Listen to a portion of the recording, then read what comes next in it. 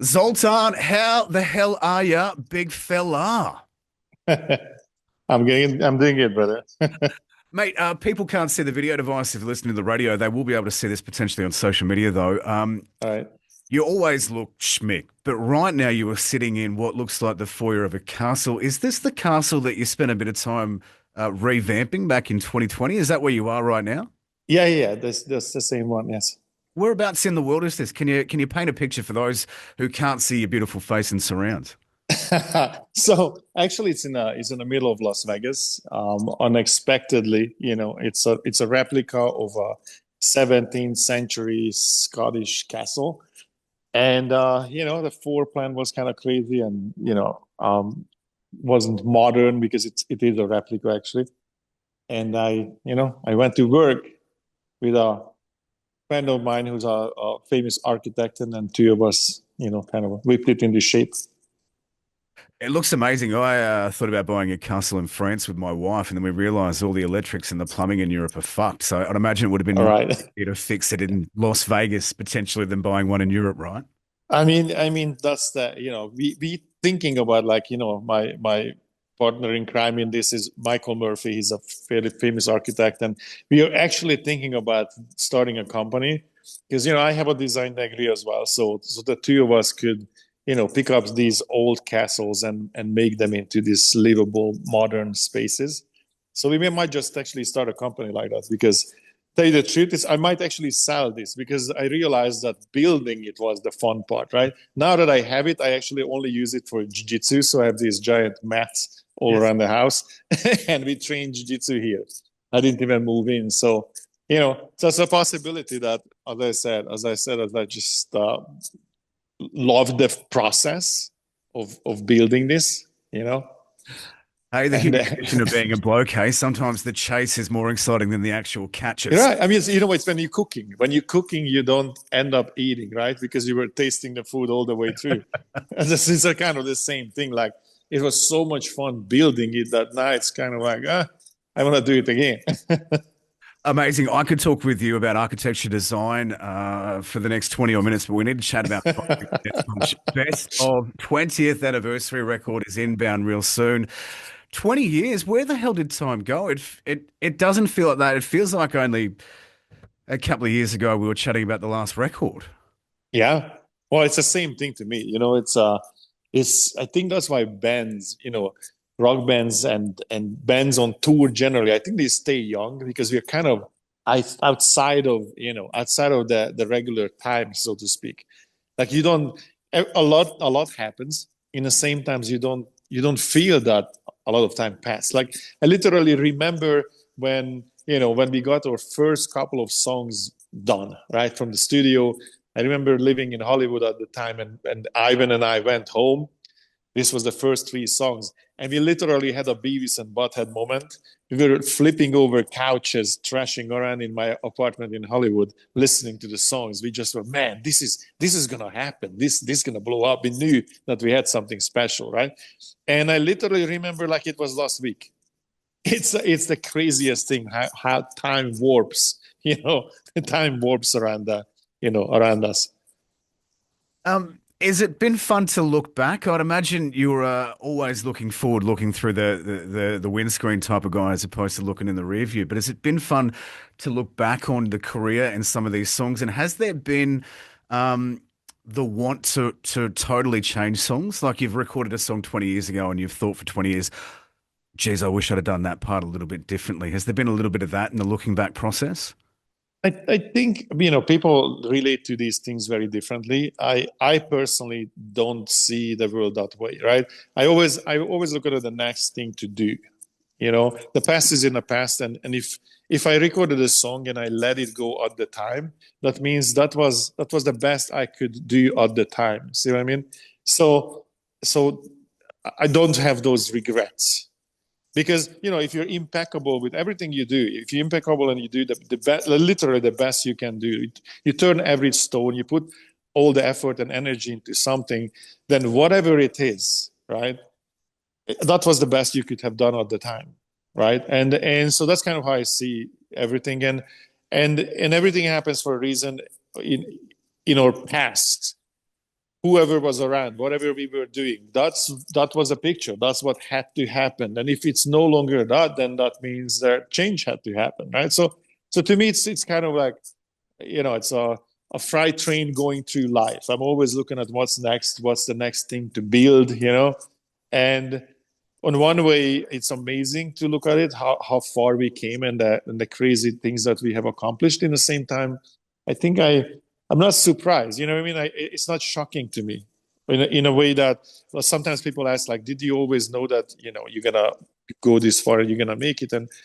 My answer is like, well, yeah, I wouldn't have, I wouldn't have started the process if I didn't believe that I could do it. So, so that's kind of how I see this.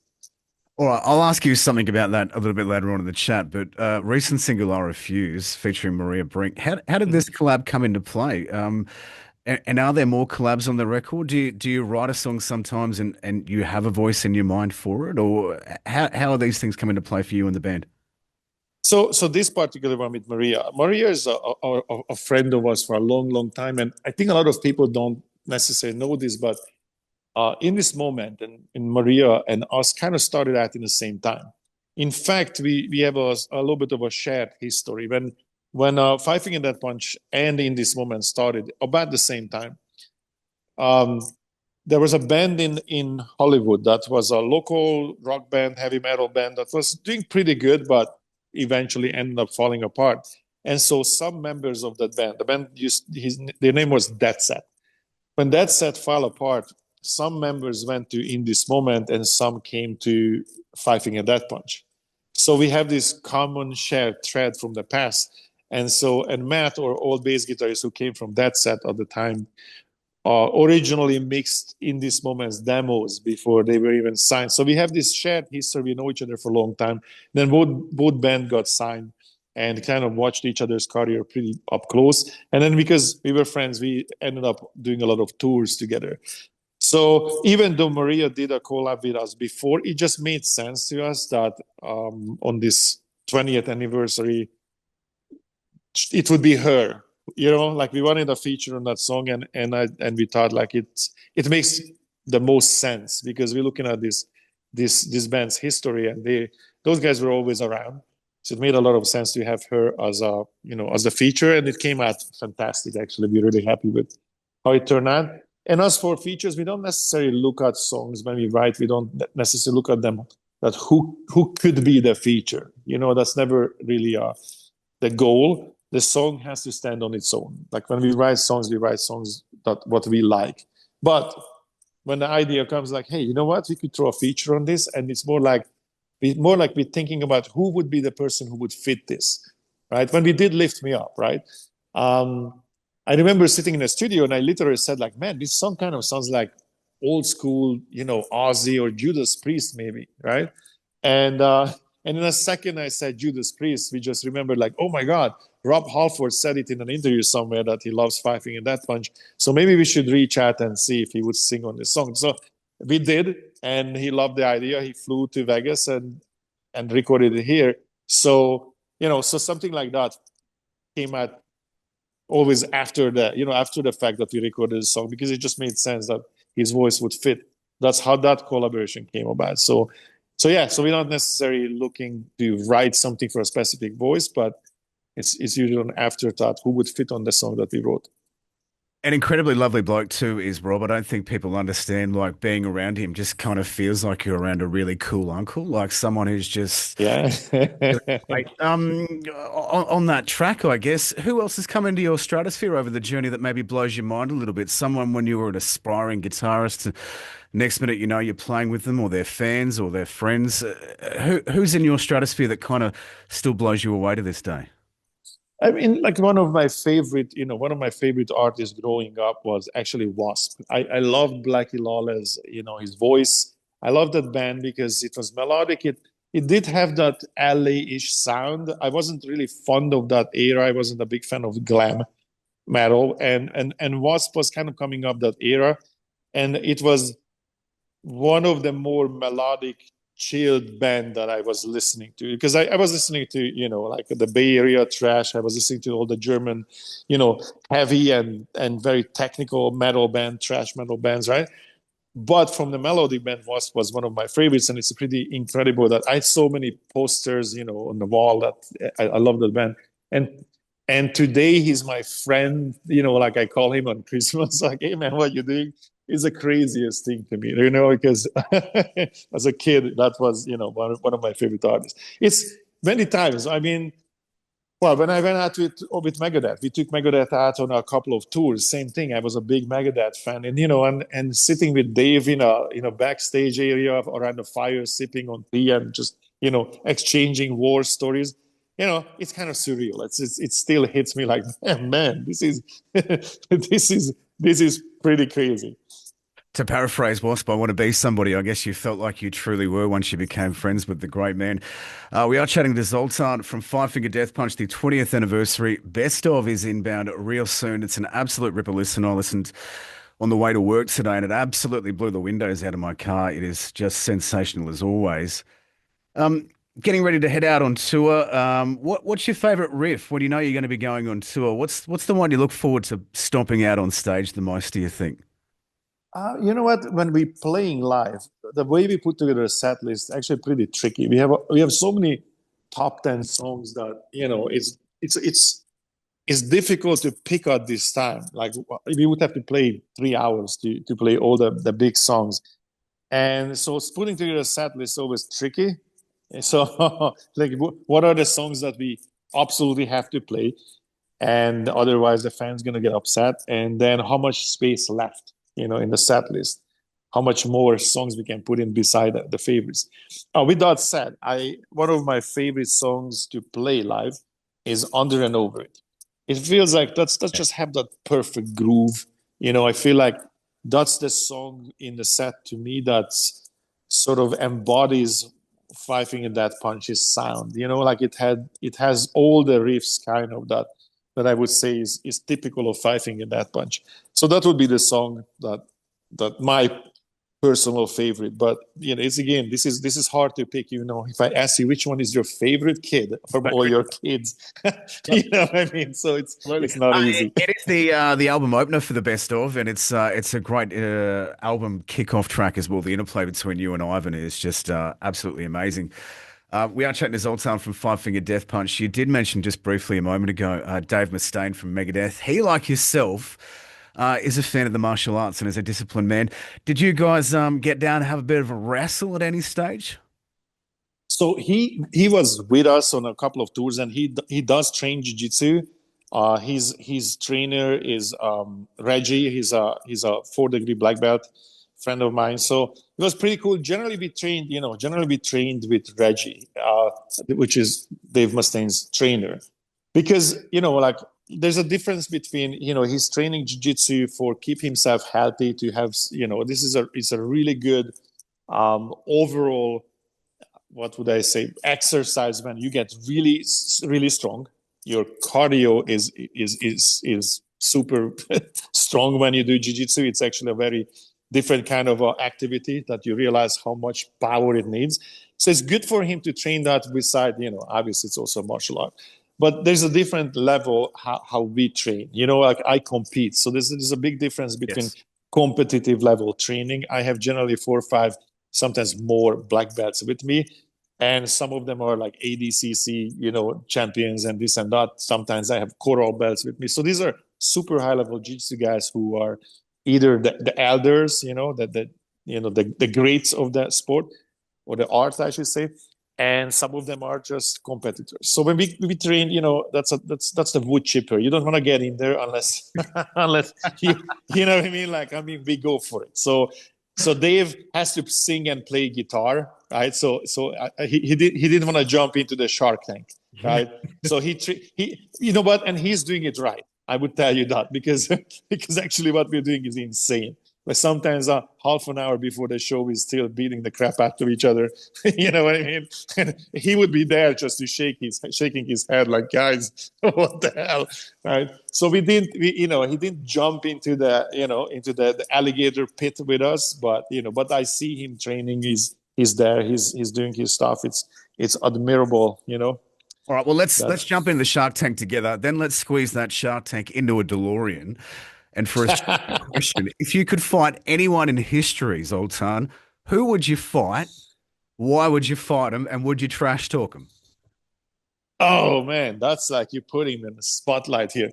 So okay, I don't trash talk, right? So first and foremost, I live my, I know that this might sound crazy, but I believe that I became successful in life because I was a martial artist. In fact, I was a martial artist years before I even played guitar. So I started guitar around 12, and I was heavy duty into judo by the time I was age 9.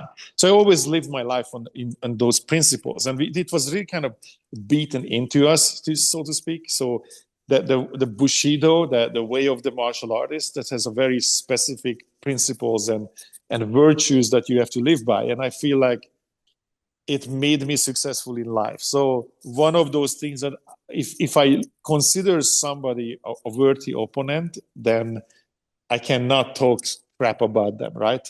Otherwise, because this is the thing, a fight is a fight when somebody has the ability to fight back.